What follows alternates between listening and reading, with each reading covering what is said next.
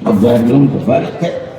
مولانا ابوالکلام آزاد تھے مولانا، اگرچہ دارالعلوم کے پڑھے ہوئے نہیں تھے، مگر جمعیت علماء ہند کے ورکنگ کمیٹی کے ممبر تھے، ملک کی دستور ساز کمیٹی کے یہ دونوں ممبر تھے. جیسے جیسے ملک کی آزادی قریب آتی رہی یہ لوگ سمجھتے تھے کہ کیا ہو رہا ہے. جمعیت علماء برابر موتی لال نہرو سے،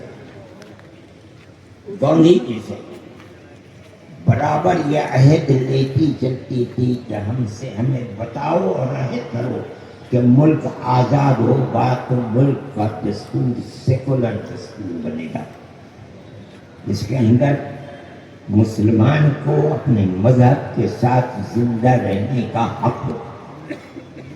اور برابر ورکنگ کمیٹی یہ عہد کرتی چلتی ہے کہ ملک کے اندر ہندوستان میں گورنمنٹ بنے گی تو ملک کا دستور سیکولر دستور ہوگا، اور ہندوستان ملک کے اندر اقلیتیں اور خاص طور پر مسلم اقلیت اپنے مذہب کے ساتھ زندہ رہے.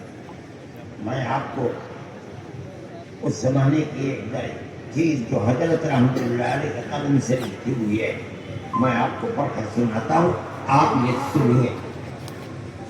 ہری پور ضلع سورت کا اجلاس عام منعقدہ 19، 20، 21 فروری میں اس تحفظ کو ذیل کے الفاظ میں پاس کیا گیا ہے. کانگریس کا اجلاس ہے. ورکنگ کمیٹی نے اکتوبر 1937 میں کانگریس کی ورکنگ کمیٹی نے میٹنگ میں اقلیتوں کے حقوق پر جو تجویز پاس کی تھی اسے یہ کانگریس منظور کرتی ہے اور نئے سرے سے اعلان کرتی ہے کہ ہندوستان کی اقلیتوں کے تمدنی، مذہبی اور لسانی حقوق کی حفاظت کرنا کانگریس کا پہلا فرض اور بنیادی پالیسی ہے. پھر پڑھیے اس لفظ کو.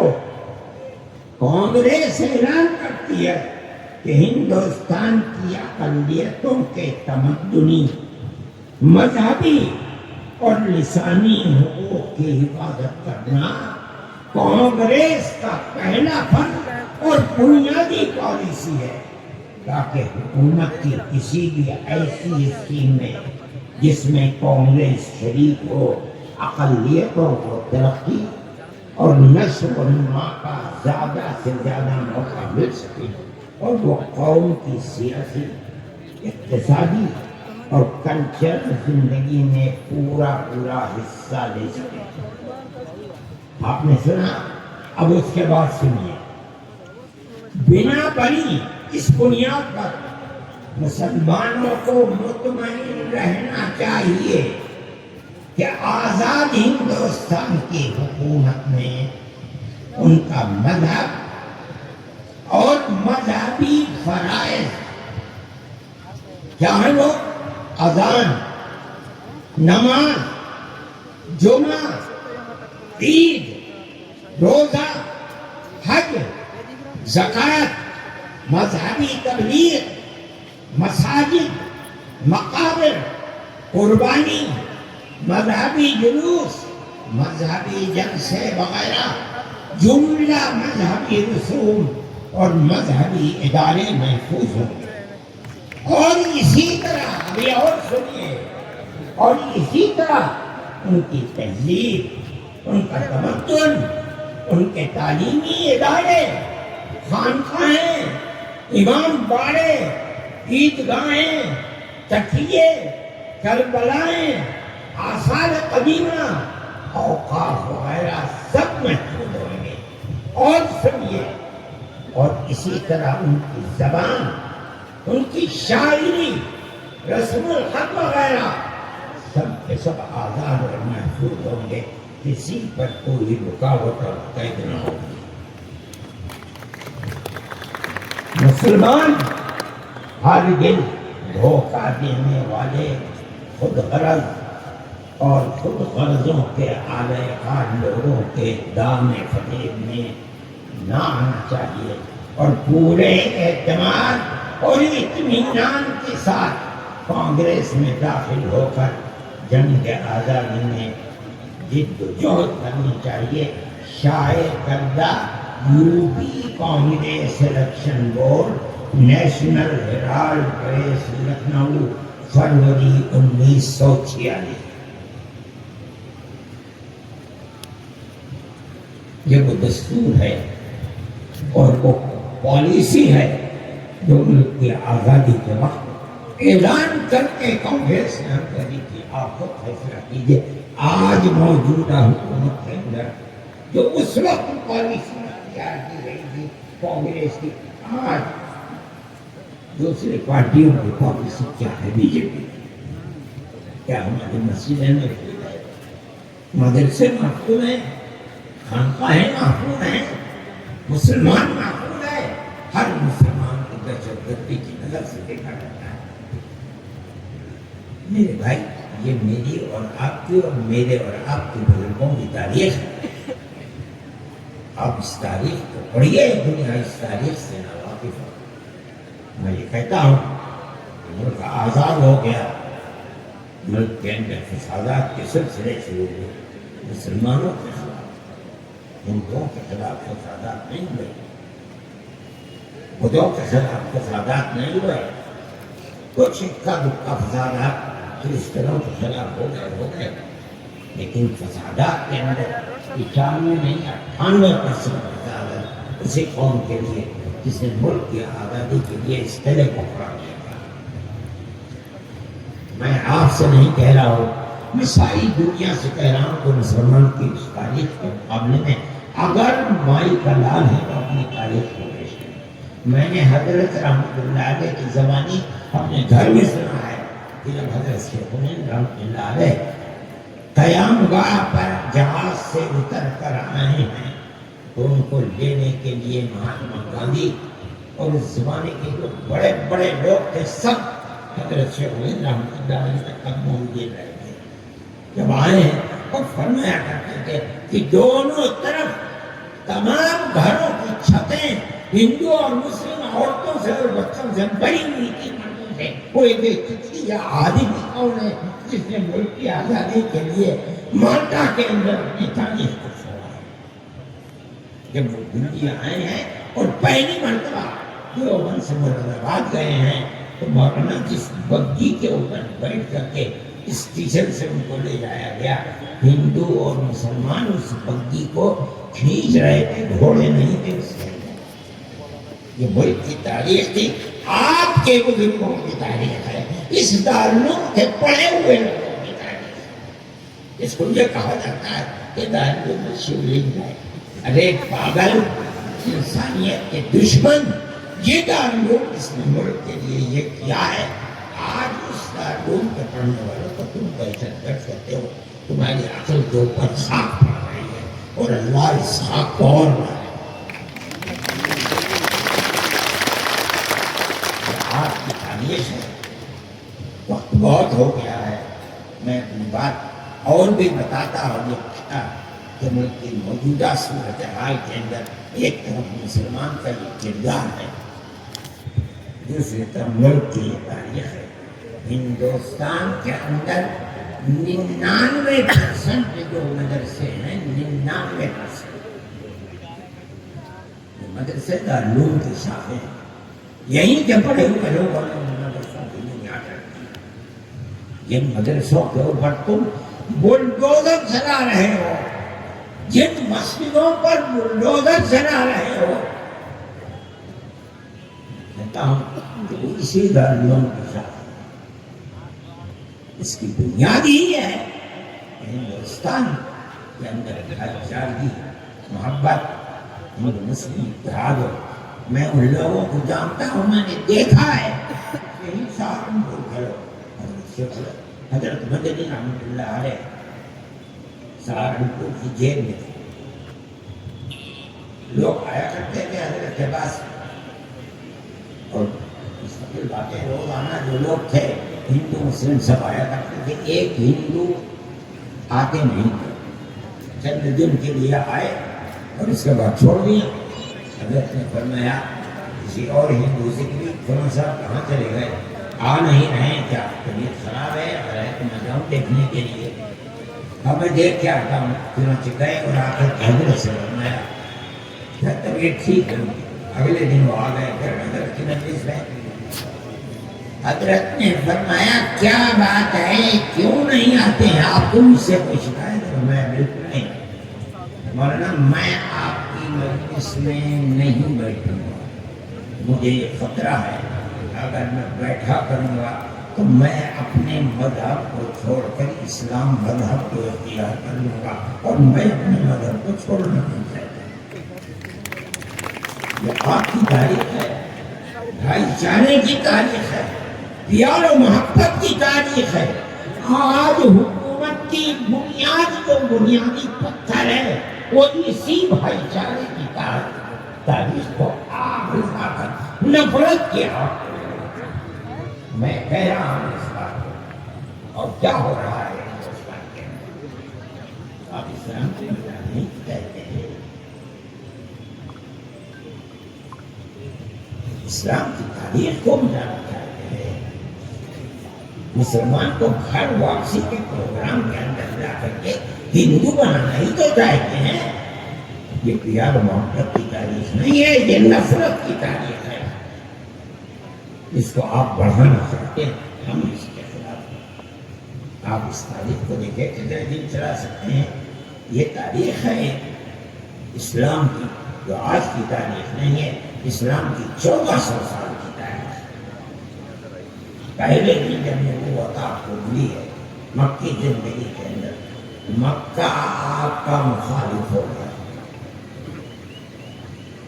13 سال وہاں گزار کر جب اتنی زمین تنگ ہو گئی کہ فیصلہ کر لیا گیا کہ آج گھر سے نکلے محمد علیہ السلام کو قتل کر لو، اللہ نے انہی کے درمیان سے نکالا۔ ابو بکر صدیق رضی اللہ تعالیٰ عنہ کو گھر گئے، وہاں سے دونوں کے دونوں غار میں آ کر چھپ گئے اور وہاں سے اٹھے اور اس کے بعد مدینہ منورہ چلے آئے۔ یہ ہندوستان کی تاریخ، یہ اسلام کی تاریخ ہے۔ مکہ معظمہ کے اندر سے آئے مدینہ منورہ، آپ کو زہر دیا گیا، جادو کیا گیا، وہاں آپ کے اوپر سے پتھر ڈال کر یہودیوں نے آپ کو قتل کرنا چاہا۔ یہ تمام چیزیں اور جنگ پر جنگ ہوتی رہی، لیکن مسلمان زندہ ہے، اور جو لوگ مسلمان کو فنا کرنا چاہتے تھے اللہ نے ان کو فنا کر دیا، مکہ فتح ہو گیا۔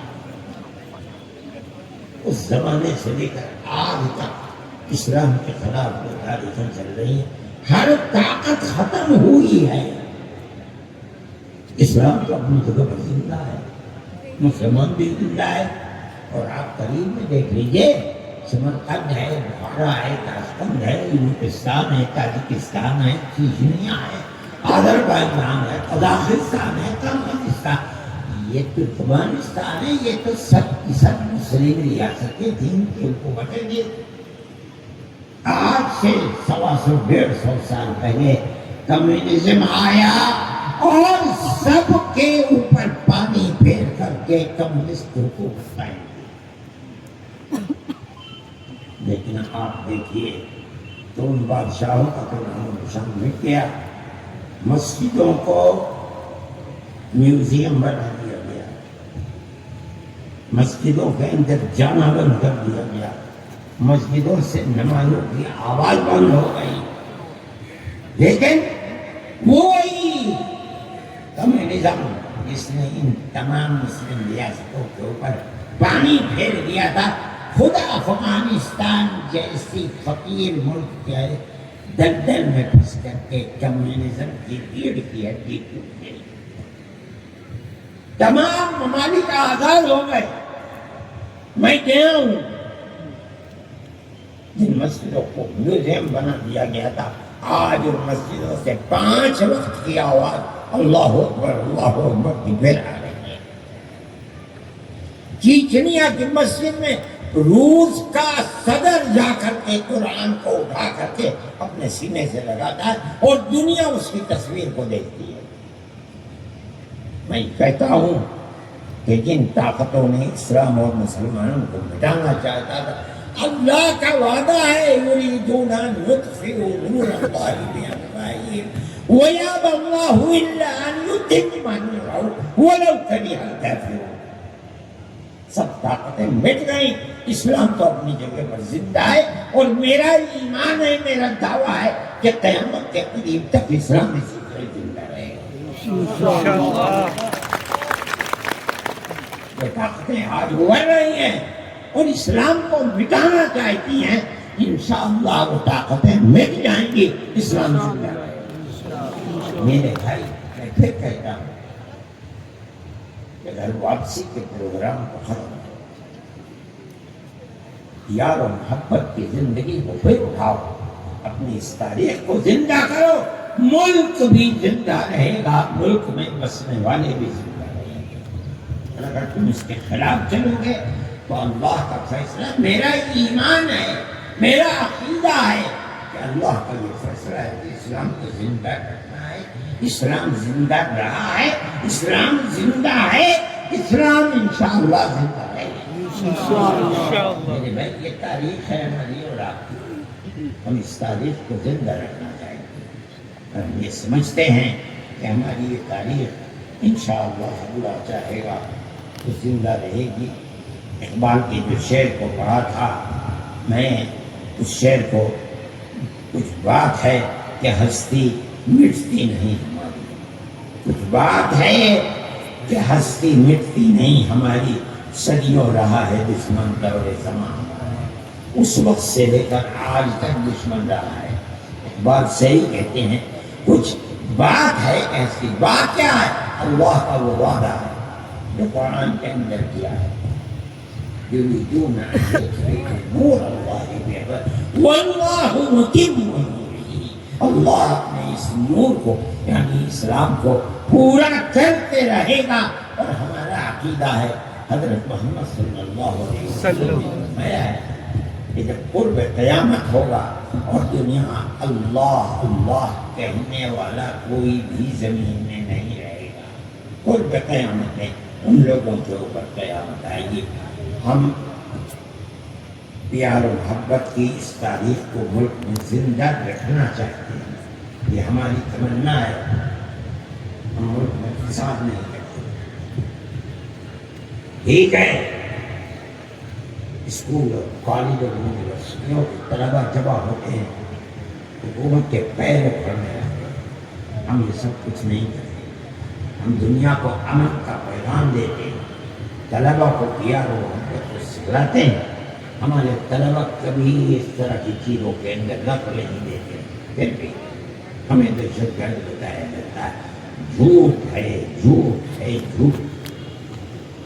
مسلمان دہشت مسلمان کو وہ محبت ہے اپنے ملک سے جو میں نے آپ کے سامنے پیش کی ہے، دنیا کے لیے نہیں، حکومت کرنے کے لیے نہیں، ہم تو صرف ملک کے باسی ہیں، رہنے والے ہیں، ہم اس ملک کو زندہ رکھنے کے لیے کرتے ہیں، جو بھی کرتے ہیں پیار و محبت کو زندہ رکھنے کے لیے کرتے ہیں، کرتے چلے آئے ہیں اور کرتے رہیں گے، ہم مر جائیں گے، ہماری اولاد انشاءاللہ کرتی رہے گی، ہمارا ہے ملک زندہ رہا ہے، زندہ ہے، اور انشاءاللہ پیار و محبت کے ساتھ زندہ رہے گا۔ میں آج کے دن میں پھر آپ کو مبارکباد دیتا ہوں اور میں دعا کرتا ہوں کہ اللہ ہمارے اس ملک کی وہ پرانی پیار و محبت کی جو تاریخ رہی ہے، اللہ اس تاریخ کو زندہ رکھے اور ملک کے اندر پیار و محبت کی تاریخ کا نشو و نما ہو، آگے بڑھیں اور اسی تاریخ کی زندگی کے ساتھ آگے بڑھیں۔ اللہ تعالیٰ خیرات و برکات سے نوازے، دارالعلوم کی بھی اللہ حفاظت فرمائے، اور دارالعلوم کو جس مقصد کے لیے کامیاب کیا گیا تھا، اللہ اس مقصد کے اندر کامیابی اور کامیابی دارالعلوم کو، دارالعلوم سے وابستہ لوگوں کو، دارالعلوم کی خدمت کرنے والوں کو، دارالعلوم میں پڑھنے والوں کو، سب کو اسی نقطے کے اوپر پیار و محبت کے اللہ قائم و دائم رکھے اور پیار و محبت کے لیے کام کرنے کی توفیق عطا فرمائے۔ وآخر دعوانا ان الحمد للہ رب العالمین۔